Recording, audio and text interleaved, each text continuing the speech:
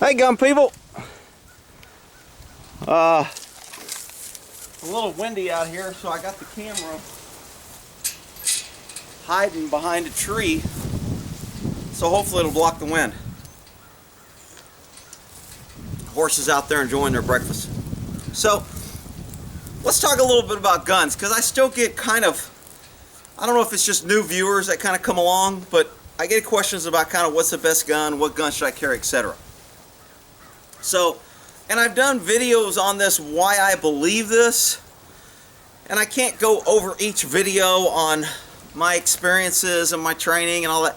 So, I mean, unfortunately, if you want to verify, which it takes time, that what I base my beliefs on is sound, then you got to do some research. So, if you go to my website, I've got my bio and some of my training and some of the places and things that I've done.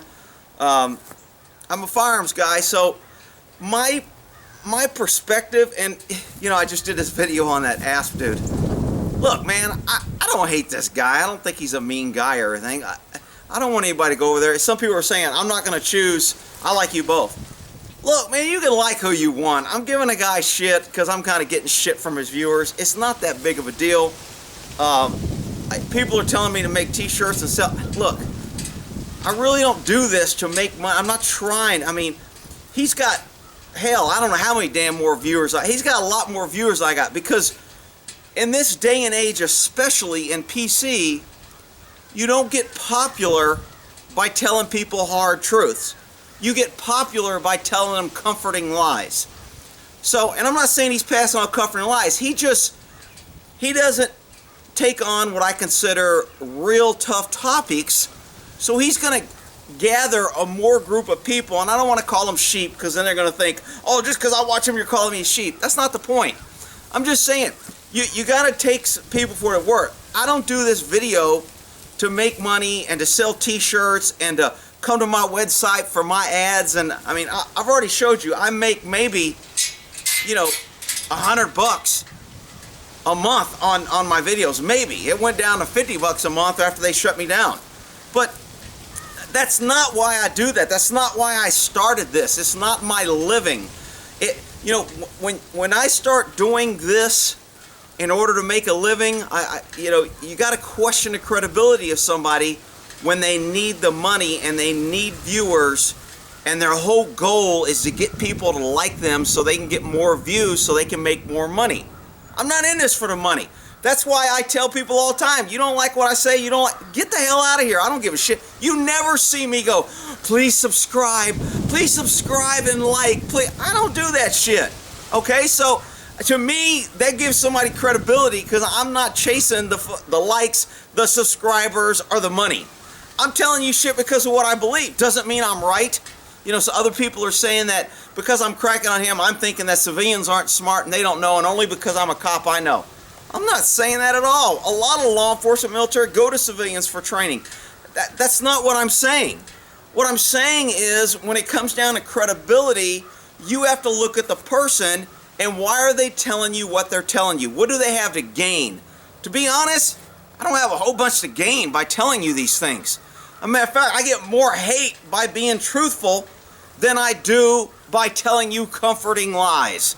So when I tell you something, you have to take it for face value and go, this guy's full of shit, I don't like it, and I'll move on. Or he kind of makes some good points, and maybe I'll take this, maybe. I'm not trying to make clones. I'm not trying to get a cult following. I'm not trying to get, I mean, that's just not me, man. Anybody that's freaking watched me knows last thing I do is run around and try to make friends. I mean, that's just not what I do. People like me because they like me and we agree on things, but it ain't because I'm running around, be my friend, like, subscribe, please hit the subscribe button, please give me money, buy my t-shirt, I'm just not going to do that. Nobody's going to own me, because when you pay me, then you own me. I was owned by the government my entire life, either the military or cops, and I had to follow their orders and OIs, and I had to keep my mouth shut and, you know, not talk about the bullshit and not disclose all the waste, fraud. I mean, I'm just at the point in my life now, I don't give a shit, so I can say, to me, that means what you're getting is really an opinion. I'm not trying to make friends, get subscribers, or make money. So take it for what it's worth. So let's talk about guns here. What's the best gun? What's the best all-around gun? And I've done this. If I could own one gun, only one gun, but it'd probably be a shotgun, because you can have a lot of different rounds, and a shotgun is a bad weapon. It's a rifle, it's long, it's loud, but let me tell you something. If you can only have one gun, and people will be like, well, you can't reach out and touch somebody with a shotgun, it's got short. You know what? You're right, I can't. But for a defensive weapon to keep somebody off me, shotgun's a bad gun. Now, it's not practical to carry on your hip, but it's a good gun. So, and if you watch my other videos, I have a lot of videos on my 1911s. I have a lot of guns, a lot of different things. I have AKs and ARs. I have different guns. I mean, I like guns. They're mechanical to me. They're just logical. There's no PC. There's no right. There's no racism. There's no you can't get called a name when you're working on a gun. It's mechanical. It either works or it doesn't. This does that and this does that. To me, it's pretty simple. So I like simple things, and I like guns. So for a gun that I carry in my car, and if I had to grab a pistol, look, if you want a semi-automatic, I like Glocks. I'm sorry. They're simple. Yeah, I know it's loaded, yeah. But it's simple. It's a 45. I don't know how many rounds it carries. You should know how many rounds I don't freaking know. What is it, 12 or 13? Whatever it is. You know, and then, you know, when I talk about the 9mm, people are like, well, if you have a 9mm, you have more rounds. And if you have more rounds, there's more likelihood of you getting hit, so you can shoot more. Look, there's not going to be, you know, there's probably a perfect round out there, but again, it's like a toolbox. You can't have just a screwdriver in your toolbox. You know, you're going to need a hammer and a Phillips and wrenches and other. You need to have multiple tools for different jobs. Guns are the same way. You can't have one bullet and one gun that does everything. Now, you can go with the law of averages, and for me, I like the 45. It's a proven round. It was proven in war. It was carried in wars. It was carried by cops. It's shot a lot of people, and it's stopped a lot of people. The round has only gotten better from what it was really effective when it was just bullshit ball ammo and we didn't have all the technology. Now, with the expansion and the way the rounds are made, it's even 10 times better round. But you could say the same thing about the 9mm. It's smaller, but with the round, the bullet now being made, it's much more effective and it's so much better. Look, carry what you want, carry what you're comfortable. I am not getting paid by any gun manufacturer or any bullet to say this is best. I'm not getting paid by Glock. I'm not getting paid by the people that make revolvers. This is a 357. If I had to, for somebody that just wants to stick a gun in their pocket and have something to stay alive in a crisis, I think this is a fantastic gun. I mean, I just put one of these. My buddy's son got married, and I had this guy who made these books. I did a video on them, a review, to where you have a book with a gun, and you tell him what size gun, and he'll cut it out specially, and you can send him a book. I wanted to get him on how to have a successful marriage and have a book with a gun in it, but he was like, man, it might seem like you're trying to tell him to kill his wife. I'm like, no. I'm talking about if they want to have a good marriage, this will always protect them. They'll have it for their life, and if either one of them needs it, it can be there to help them in safety. And so, and I end up just doing a Texas book. I sent a book about Texas, and I put a 357 or a 38 special plus P with a hammerless revolver, 5-shot, and I stuck it in there, and that was his wedding gift. So I think guns are great gifts because it's the gift that keeps on giving. People can have it for years. They can pass it on for generations. And you know what? It may save their life someday. And if it does, it's going to be the best gift they ever got. So I like giving gifts as guns, or guns as gifts. But I digress. This is a 357. 357 is a powerful, high-pressure round. But it does a lot of devastation. I don't know if you can see the bullets inside the revolver because it's light enough or not. But anyway, and it's got a little laser on it. Ooh, he lasered me! He's unsafe! He doesn't know what he's doing! Shut up, damn safety Sallies.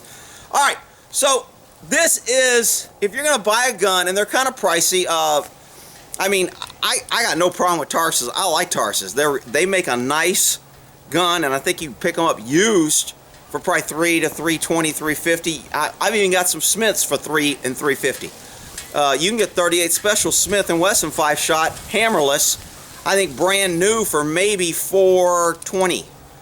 So these are just great guns. They don't have sights. They've got that rail sight that you just look down. So they don't have adjustable sights. They used to be called a gut gun, 38 Special kind of gut gun. I should lock that gate because the wind keeps blowing it. But anyway, I think this is a great first only gun. You don't have any pressure or springs loaded. You don't have to cock it. All you do is pick it up and pull the trigger, and it shoots. And it can stay loaded for 10, 20 years, and when you pick it up and pull the trigger, it's gonna shoot. So I like them. They're simple. There are no safeties. The drawbacks to this is because they're small and light, you're gonna feel the kick more. And I tell people, when you get a 38 or 357, you shoot 38 light loads when you're training with it, so you get familiar with it, you know how to load it, unload it, etc.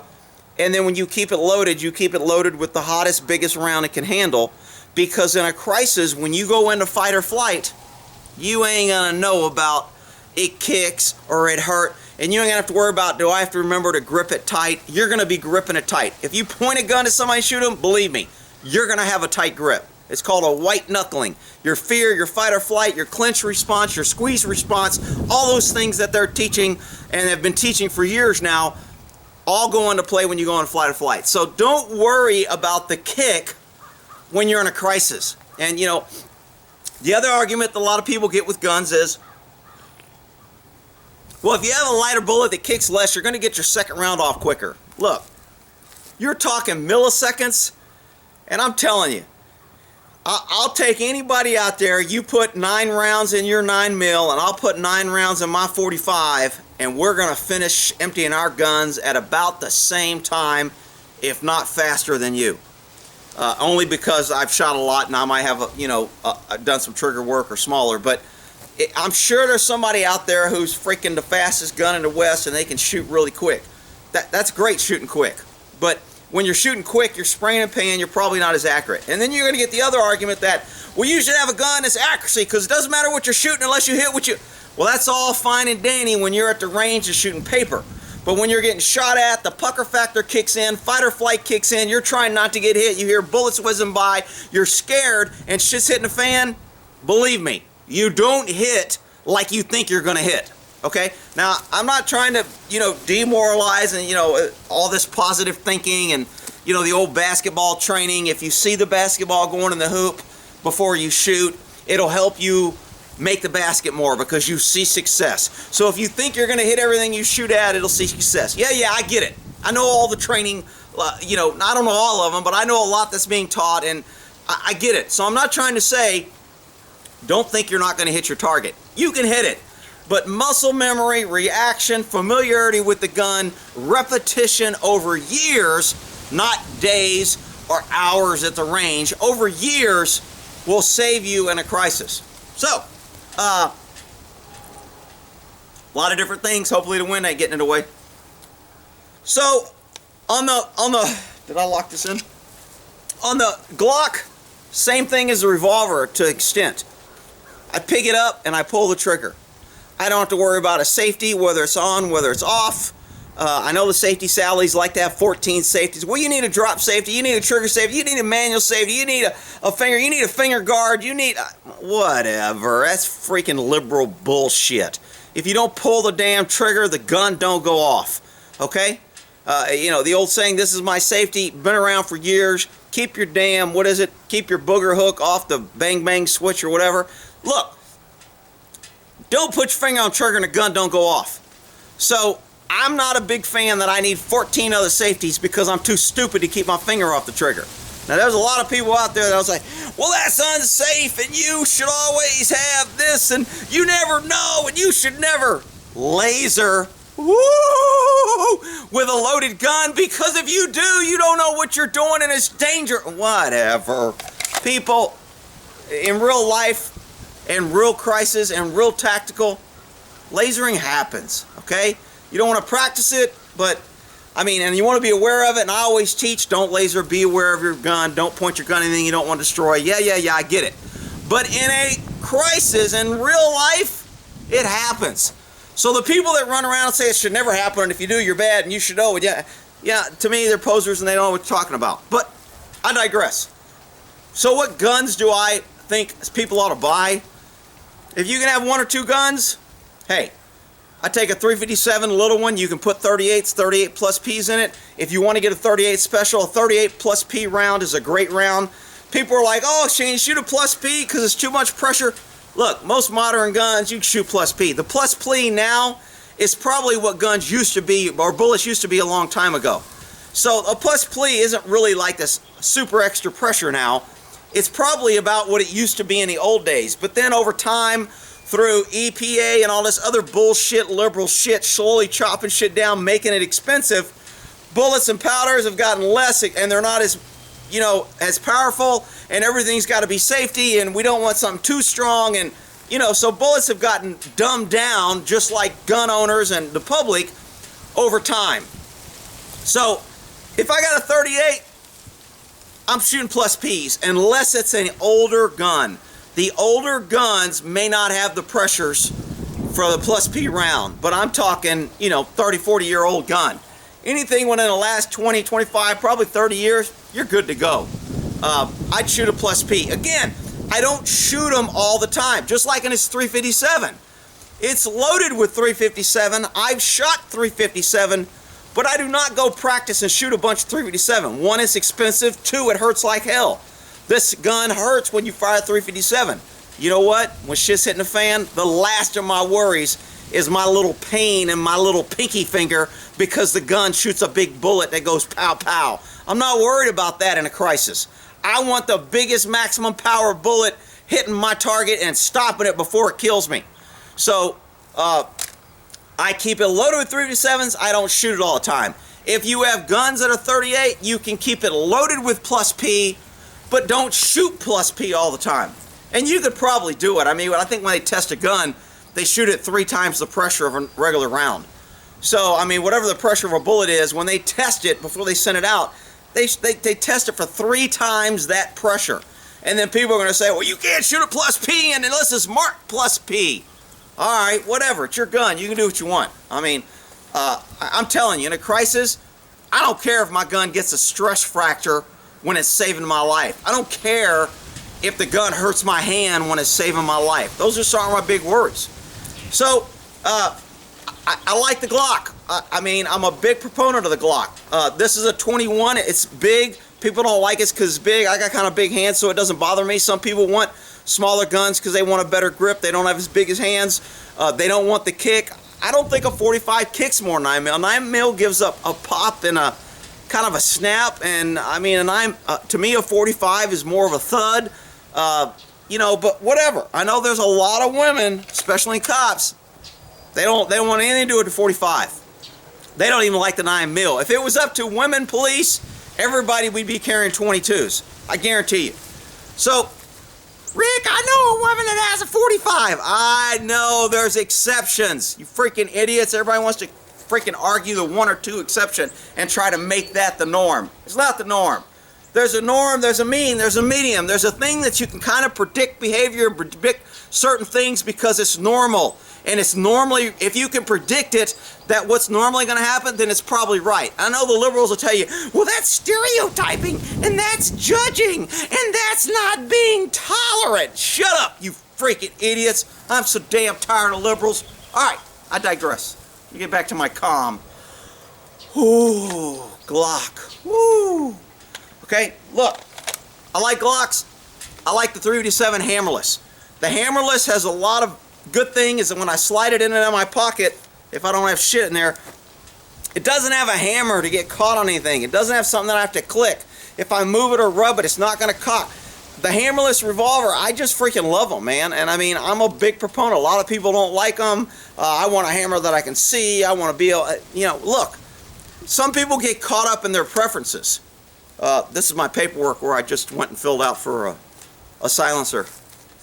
because somebody here will be crying, he's got a silencer, it's illegal. Freaking idiots. Alright, so that's my spiel on which gun you can have or not have, why I like the Glock, why I like the 357. It's a good round of 38. It's got a 158 grain bullet. You're looking at a 9mm with what, 119? Hell, I've seen them as low as 80 something on a 9mm for a weight of a bullet. So I think a 38, bigger hole, bigger, heavier bullet, and when you get a plus P or 357, man, you've got a hell of a nice round. I love the 357 round. I don't ever want to get shot with a 357 round. I don't want to get shot. I don't want to get shot with any gun. That's true. But I'm telling you, if you had to pick, if you were going to get shot and you had to pick bullets, 45, 357 are not on my list to getting hit. 30 caliber, AK, 308, not on my list to get hit. 5.56, 22, 9mm. If I had to choose, those are going to be the bullets I'm going to get. Rick, there's people that are killed with 22. It's the best sniper rifle. Look, I get it. Yes, if you put it up to head. Yes, bullet placement is good. Unfortunately, when shit hits a fan, bullet placement doesn't always happen. If it did, we wouldn't have cops shooting 14 rounds, and the national average for cops hitting their target wouldn't be at like 13%. Cops are probably the most trained, most people going to the range. I'm not saying cops are great or anything. I'm just saying, on average, most people don't shoot their gun once a year if they're lucky. At least cops, the guys I was training, shot once a month. Some agencies are only once every 6 months. Some agencies are once a year. Hell, even in the military, unless you're carrying a gun every day, I think you only shoot once or twice a year. Unless you're on some sort of team, or the cops, we shot more than once or twice a year. But unless you're in a field that requires a gun, you don't shoot a whole bunch. Most people don't shoot. So cops, on average, shoot more than most people that carry guns. And yet the national average for the number of hits cops hit after they fired is something like 12 or 13%. Rick, if bullet placement is so important, you should carry a 22 and just shoot them in the eye. Well, then you're living in Idiotville, because it just doesn't work. The stats and the experience of looking at data is just flat out says you're wrong. When shit hits a fan, people don't hit what they're aiming at most of the time. Unless we're in close lunging distance, grabbing distance, where a lot of shootings happen. But again, we're not standing here quick drawing going for the gun. We're freaking pucker factor dodging and ditching and running and screaming and getting on the radio and doing all this other crap. And we're behind the cower curve because we have to wait for action, and reaction is always slower than action. So those are all the factors that cause cops to miss a lot. So people that want to run around and go, well, I carry 9mm because I can carry a 45 round magazine in it and I have a lot of rounds. Well, that's just great. If you can get them off, and if you're standing still, and if you get hits and all that. I'm not trying to say 9mm is a bad gun or bad round. I'm just telling you statistically, the odds of you hitting a lot is slim to none and slim left town. And when you hit somebody with a 45, if you hit them once out of 5 or 10 rounds, you're probably going to do a lot more damage than if you hit them once with a 9mm. I mean, the numbers are there. But I don't want to get into the 45 and 9mm haters and make it into a thing. So that's my spill on the guns. Hopefully you got some out of it. Hopefully the wind wasn't too bad. Hopefully the horses weren't sticking their tongue out at me when I was doing my video from behind. And we'll end that there.